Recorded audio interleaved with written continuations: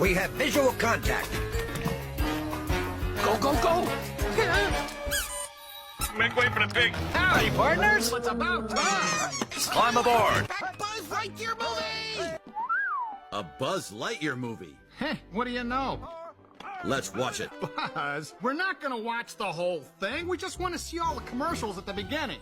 What? He's kidding. Lightyear? Oh, I can't stand the suspense. I can't. Oh! Oh boy.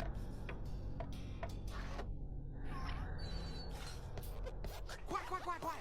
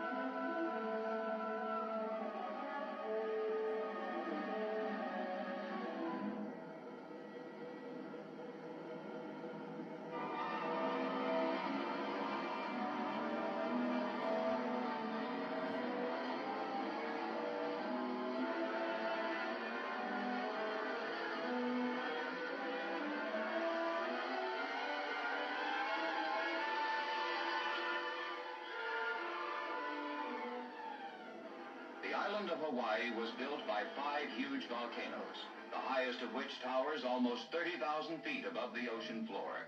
Here is the story of how the island was formed. How you, Don? See you in a bit.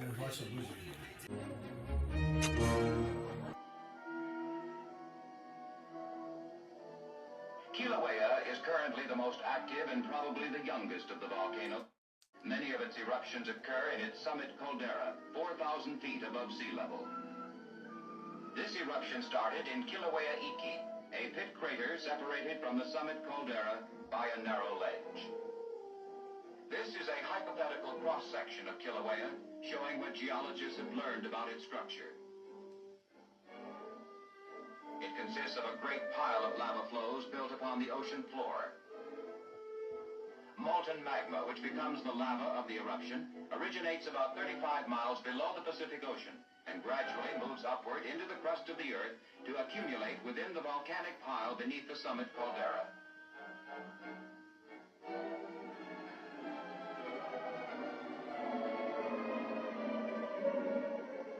In this greatly exaggerated sketch, we see how the pressure of this newly introduced magma inflates the summit area preceding the eruption.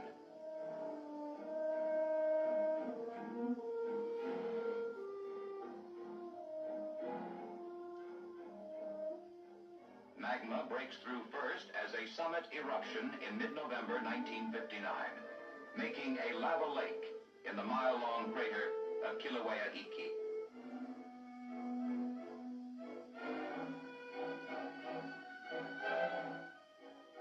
After this early phase of eruption stops in mid-December, more magma moves laterally along a rift zone, presumably connecting with underground pockets of molten material left from previous eruptions.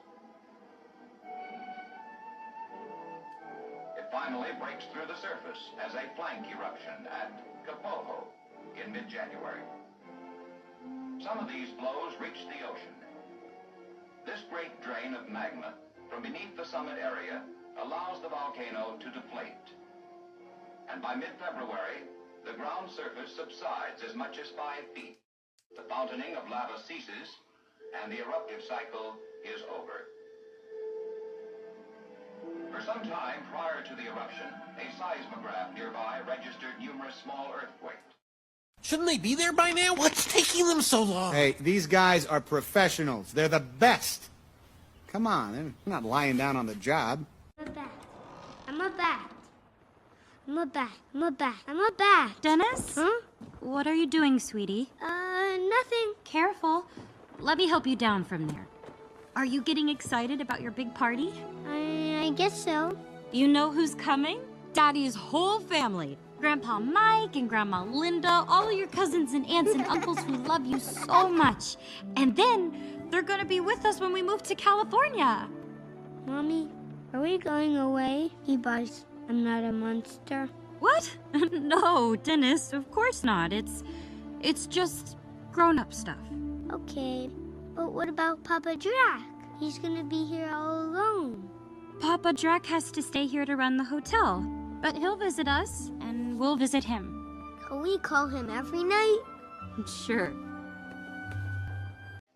Then, at 8:08, in the evening of November 14th, the earthquake ceased abruptly as the summit eruption started from a half-mile-long line of fissures halfway up the south wall of the 650-foot deep crater Kilauea Iki. Within an hour after the outbreak, cameras were set up about a mile away to obtain these photographs of lava fountains spurting to heights of 50 feet. They feed a number of braided lava streams that pour down more than 300 feet to the bottom of the crater, where they coalesce and begin to spread across the floor. The flat, 37-acre floor of the crater, formed by lava extruded in 1868, is rapidly covered by the new lava. Sparkles of light dancing over the lava are burning trees carried along by the flows. As they move across the floor, they break through their own cooler margins, forming lobes. During the next 2 hours, the fountains increased to 100 feet high along the entire half-mile line of fissures in the crater wall. These lavas contain less than 50% silica and cool to form what are called tholeite basalts. The hottest lava is bright yellow-orange. As its surface cools, it becomes dark red, although it's still very hot inside. By 10:30 p.m., fountaining declines at the outermost vents, but they continue to glow, and many emit gases that burn with pale yellow-blue flames. Large bubbles of rising gas in the vents cause vigorous splashing of the lava over the edges. Before sunrise, the main fountain is 100 feet high and looms above trees that have been stripped by heavy masses of lava spatter falling through them.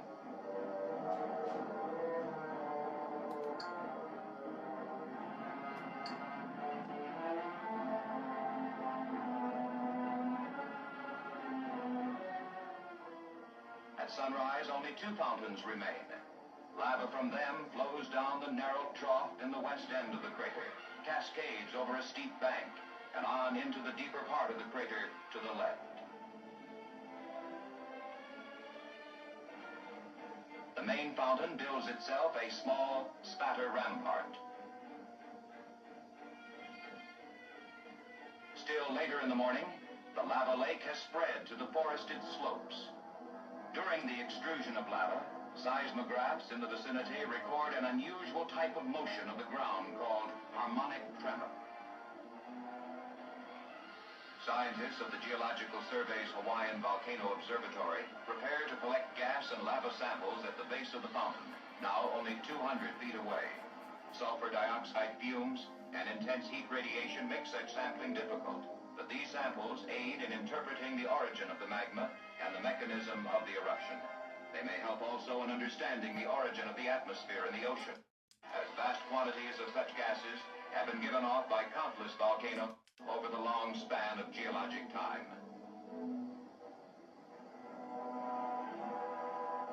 Lava rivers flow down the steep slope, with one on the right flowing along the former Kilauea Iki Trail.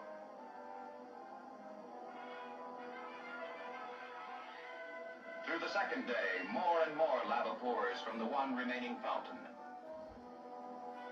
Sudden fluctuations in the output often cause the entire cascade leading into the deep part of the crater to be awash with lava as it flows down the slope and under the crust in the ever-deepening lake.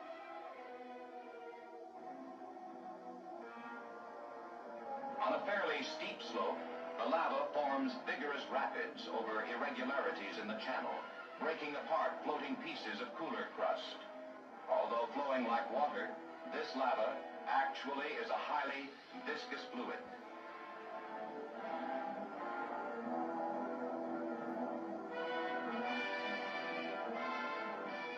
Here, the lava steep cliff, forming a lava falls. On a smooth slope, the lava river appears as a bright, incandescent ribbon flowing at speeds up to 20 miles an hour. The flow is fastest in narrow channels, where the channel widens, cooling of lava occurs. The river of lava winds down the valley through natural levees of its own making. It splits and recombines around barriers, much like water in braided river courses. As the stream pours into the rising lava lake, it flows under the chill but still flexible crust, floating it upwards. The fountain continued through the night, sometimes suddenly showering new portions of the crater slopes. Through the first 6 days of activity, the fountain has continued to grow to more than 10 times the height of Niagara Falls. It forms very strong air currents and more pumice and cinder, which the prevailing trade winds blow to the lee of the vent, building up a large pumice and cinder cone on the crater rim.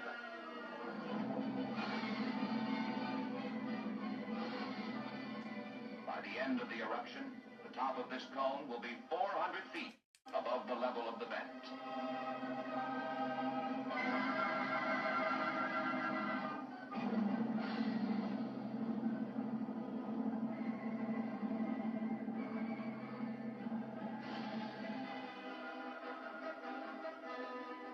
Now about those who's inviting me down there on such short notice.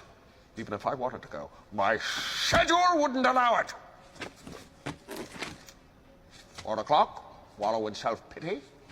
4:30, stare into the abyss. 5 o'clock, solve world hunger. Tell no one. 5:30, jazzercise. 6:30, dinner with me. I can't cancel that again. 7 o'clock, wrestle with my self-loathing.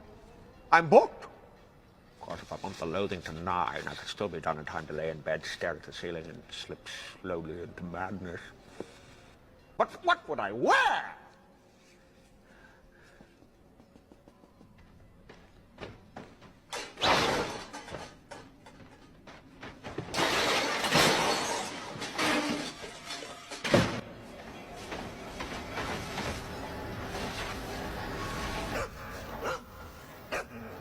It's not a dress, it's a kilt! Sicko!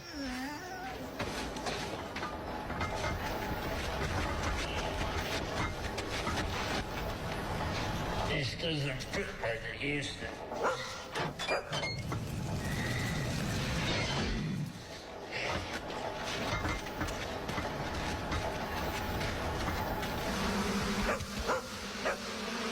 This is more of a spring look. Stupid. Ugly. Out of date. This is ridiculous. If I can't find something nice to wear, I'm not going.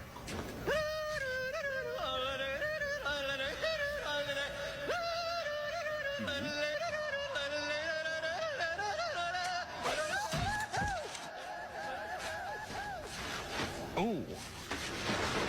Ah. That's it, I'm not going.